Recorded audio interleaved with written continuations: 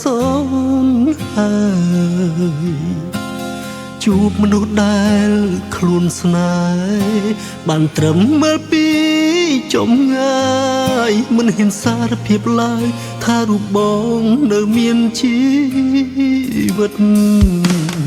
ពេលនេះក្តីស្នេហ៍ខ្ញុំមានរបងខត់ខាំរីរាំងមិនអើយខ្ញុំចូ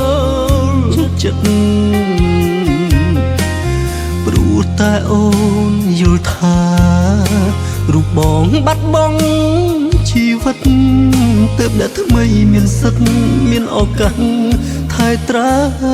នត្រាប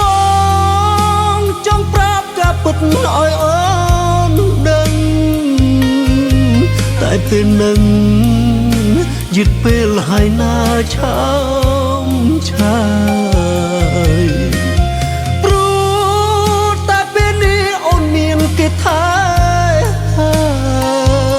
យមិនអាចឡើ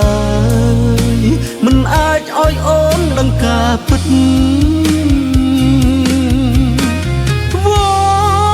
តែមានមកពេលនេះមិនល្អ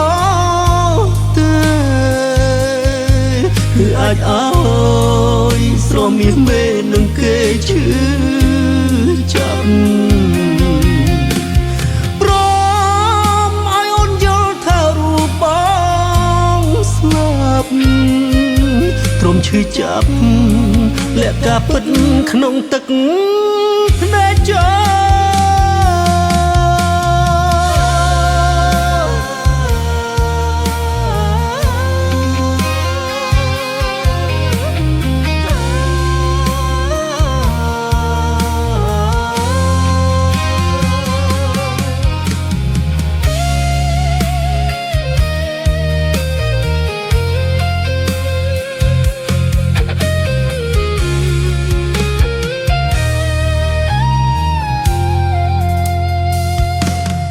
ពេលនេះក្តីស្នេហ៍ខ្ញុំមានរបងខត់ខាំរីរាំងមិនអើយខ្ញុំចូលចិត្តព្រោះតែអូនយល់ថា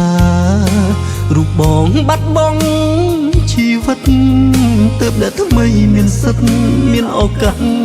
ថែត្រានត្រាមកចង់ប្រាប់ការពិតឲ្យអូនដឹងតែពេលនឹងយឺតពេលហើយណាឆោមឆាយព្រោះតែពេលនេះអូនមានគេថែ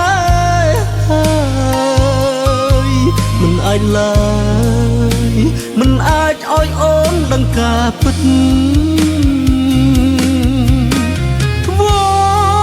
តែមានមកពេលនេះមិនល្អទេគឺអាចឲ្យស្រមៀមមេនឹងគេឈឺចាប់ព្រ